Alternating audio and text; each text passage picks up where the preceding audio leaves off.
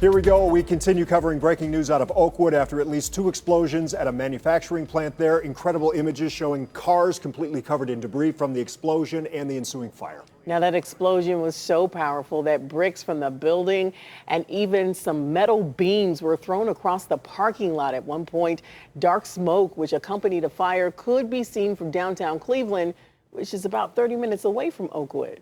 Our video has been unreal. We've had multiple crews on scene since reports of that explosion came around 2 o'clock this afternoon.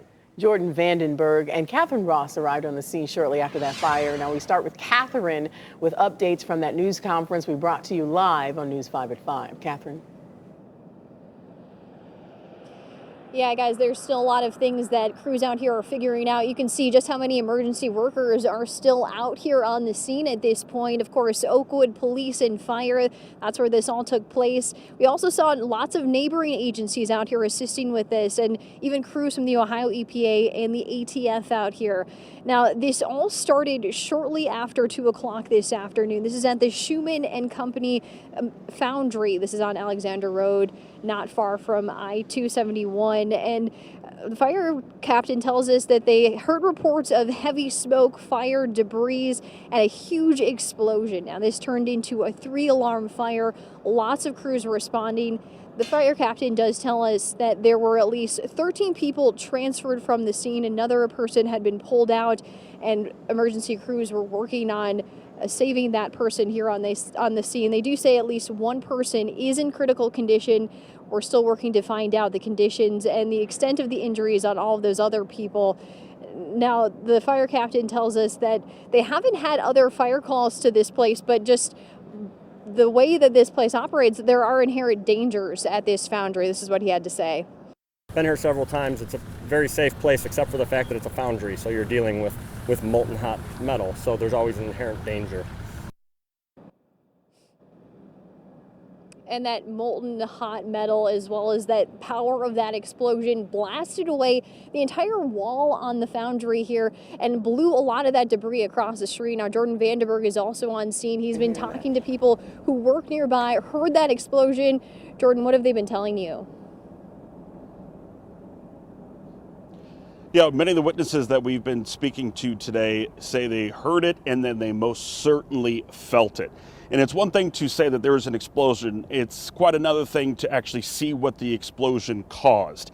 And for that, there's probably no greater indication to see just the power of this explosion than this. It's a solid steel I-beam that is from the structure all the way across the street, a solid football field away. The blast wave, the blast radius just sent debris all over across the roadway, plowing into these businesses. Many of the cars that were parked here in the parking lot, they were also damaged. Some of them are completely totaled. And to really get a good appreciation for just how powerful this explosion was, the debris, you just need to look no further than the debris. That almost looks like a furnace door. Again, this is a solid piece of steel flown all the way across the street and into the parking lot. One of the witnesses that we spoke to is actually eating lunch in one of those parking spaces right over there, the same parking space that he's had for 20 years. And he told us he has never been more thankful to have that spot right there. It had to be deafening. It was deafening. Usually, you know, the BFI trucks will run through and you hear the boom, 100 times worse. And then I heard the boom and I just ducked and covered in the car. Then I heard the second one and I heard that beam drop. And I don't know if you see the gouge in the street. Ridiculous. And this beam over here, oh my God. A little nervous wreck. But I finished my pork chop. Do you realize how lucky you are? I know. It's my mother was looking at me. She passed away in November. I think she was looking for me. She was looking at me.